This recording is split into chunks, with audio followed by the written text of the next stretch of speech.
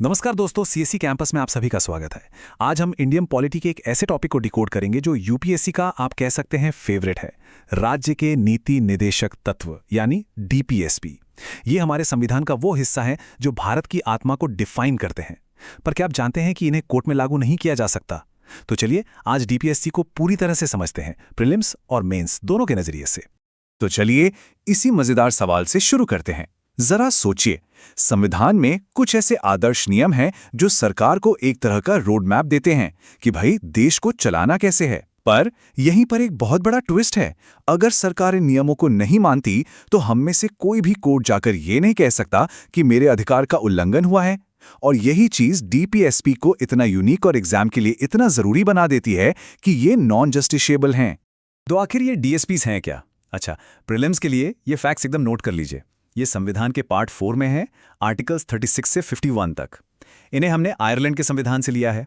हमारा संविधान खुद इन्हें fundamental in the governance of the country मानता है, लेकिन जैसा हमने अभी समझा, ये गैर न्यायोचित मतलब नॉन जस्टिशिएबल हैं। तो फिर सवाल ये उठता है कि अगर ये कोर्ट में लागू ही नहीं हो सकते तो इनका मकसद क्या है? और अगर मेंस के नजरिए से देखें तो इस कॉन्सेप्ट को समझना बहुत जरूरी है। देखिए, इनका एक ही मेन लक्ष्य है, भारत को एक पुलिस स्टेट से वेलफेयर स्टेट यानी एक कल्याणकारी राज्य बनाना।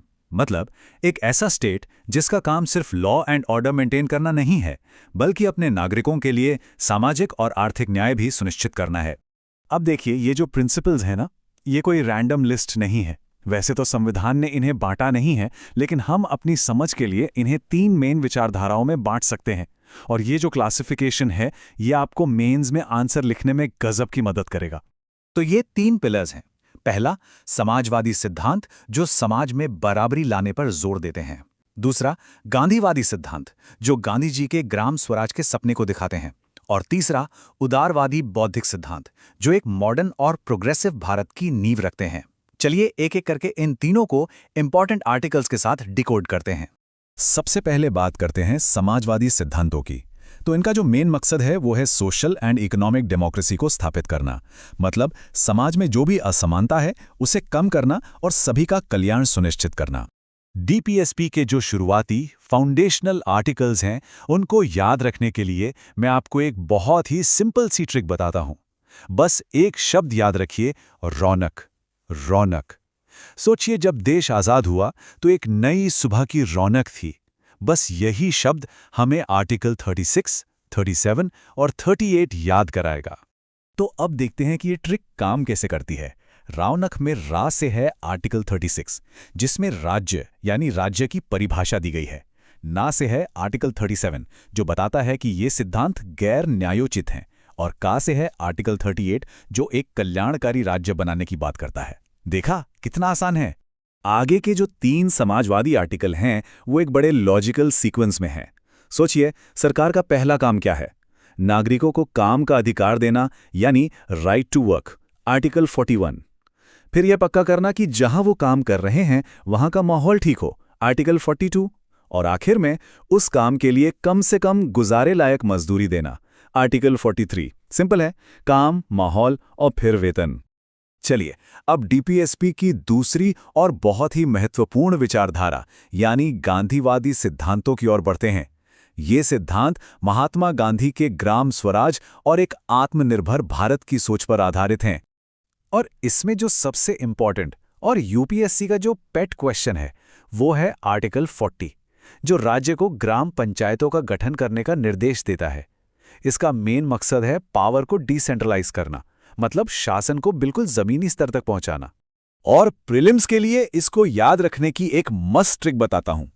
ध्यान से देखिए, 40 में जो 4 है वो एक तरह से उल्टे पी जैसा दिखता है। और पी से क्या होता है? पंचायत। तो आर्टिकल 40 हमेशा पंचायत के गठन से जुड़ा है। गांधी जी हमेशा से ही पब्लिक हेल्थ और नशा मुक्ति के सपोर्टर थे। इसी भावना को आर्टिकल 47 दिखाता है, जो राज्य को निर्देश देता है कि वो लोगों का न्यूट्रिशन लेवल सुधारे और नशीले पेय और जो भी हानिकारक दवाएं हैं उन पर रोक लगाने की कोशिश करे। इसको भी याद रखने की एक मजेदार ट्रिक है। अक्सर मजाक में कहते हैं ना, 4 लोग साथ में बैठ के नशा करते हैं। तो 4 और 7 यानी 47, आर्टिकल 47 मतलब नशाबंदी का प्रयास। अब आते हैं हमारी तीसरी और आखिरी कैटेगरी पर, उदारवादी बौद्धिक सिद्धांत। इनका उद्देश्य भारत को एक मॉडर्न, साइंटिफिक सोच वाला और एक प्रोग्रेसिव राष्ट्र बनाना है। इसमें सबसे ज्यादा चर्चा में रहने वाला और सबसे डिबेटेड आर्टिकल है आर्टिकल 44, जो राज्य को यह निर्देश देता है कि वो पूरे देश के लिए एक समान नागरिक संहिता यानी यूनिफॉर्म सिविल कोड बनाने की कोशिश करे। मतलब शादी, तलाक, विरासत जैसे पर्सनल मामलों में सभी के लिए एक जैसा कानून। ये मेंस GS2 के लिए एक हॉट टॉपिक है, इसको ध्यान से समझिए। इसे याद रखना तो सबसे आसान है। आर्टिकल 44 में दोनों डिजिट्स 4 और 4 क्या हैं? समान हैं, इक्वल हैं, और ये बात करता है समान नागरिक संहिता की। तो 4 बराबर 4 यानी समान। अच्छा, अब जो आखिर के कुछ बहुत इंपॉर्टेंट लिबरल आर्टिकल्स हैं, उनके लिए एक जबरदस्त निमोनिक है। बस ये एक वाक्य याद रखिए, APENA। इसे आप अपना की तरह भी याद रख सकते हैं। ये आपको आर्टिकल 48 से 51 तक सब कुछ सीक्वेंस में याद करा देगा। चलिए इसे डीकोड करते हैं। APANA में A से है agriculture and animal husbandry, article 48। P से है protection of environment, article 48A, जो बाद में जोड़ा गया था। E से है राष्ट्रीय महत्व के स्मारकों यानी मॉन्यूमेंट्स का संरक्षण, आर्टिकल 49। N से है न्यायपालिका का कार्यपालिका से सेपरेशन, आर्टिकल 50। और आखिर में A से है अंतर्राष्ट्रीय शांति यानी इंटरनेशनल पीस, आर्टिकल 51। ठीक है, तो हमने सारे इंपॉर्टेंट DPSP, उनकी विचारधाराएं और ट्रिक्स सब समझ लिया है। अब आते हैं मुद्दे की बात पर। सीधा UPSC एग्जाम के नजरिए से कुछ ऐसे पॉइंट्स देखते हैं जो प्रीलिम्स और मेंस दोनों के लिए बहुत जरूरी हैं। DSPSP और फंडामेंटल राइट्स के बीच का जो फर्क है वो मेंस का एक क्लासिक क्वेश्चन है। ध्यान दीजिए, एक तरफ DSP पार्ट 4 में है, नॉन जस्टिशिएबल है और पॉजिटिव हैं, मतलब ये राज्य को कुछ करने को कहते हैं, ये पूरे समुदाय के कल्याण पर फोकस करते हैं। वहीं दूसरी तरफ फंडामेंटल राइट्स पार्ट 3 में है, जस्टिशिएबल हैं और ज़्यादातर नेगेटिव हैं, मतलब ये राज्य को कुछ करने से रोकते हैं, ये एक व्यक्ति की आज़ादी को प्रोटेक्ट करते हैं। अब देखिए, टाइम के साथ DPSP में कुछ इंपॉर्टेंट बदलाव भी हुए हैं और ये प्रीलिम्स में मैच द फॉलोइंग में सीधा सीधा पूछ लेते हैं। 42nd अमेंडमेंट 1976 ने 3 नए DPSP जोड़े, 39A, 43A और 48A। फिर 44th अमेंडमेंट 1978 ने आर्टिकल 38 में बदलाव किया और 86th अमेंडमेंट 2002 ने आर्टिकल 45 का सब्जेक्ट मैटर बदलकर शिक्षा को आर्टिकल 21A के तहत एक फंडामेंटल राइट बना दिया। तो चलिए सब कुछ फटाफट से रिवाइज कर लेते हैं। DPSP पार्ट 4, आर्टिकल्स 36 से 51 तक। सोर्स है आयरलैंड, नेचर है नॉन जस्टिशिएबल और गोल है वेलफेयर स्टेट बनाना। ये 5 पॉइंट्स प्रीलिम्स के लिए समझ लीजिए, सोना है, बिल्कुल मत भूलिएगा। और आखिर में आप सबके लिए एक मेंस लेवल का सवाल, क्या DSP सिर्फ कुछ नैतिक निर्देश बनकर रह गए हैं या ये सच में भारत के सामाजिक और आर्थिक बदलाव की असली चाबी हैं? अपने विचार नीचे कमेंट्स में जरूर बताइएगा।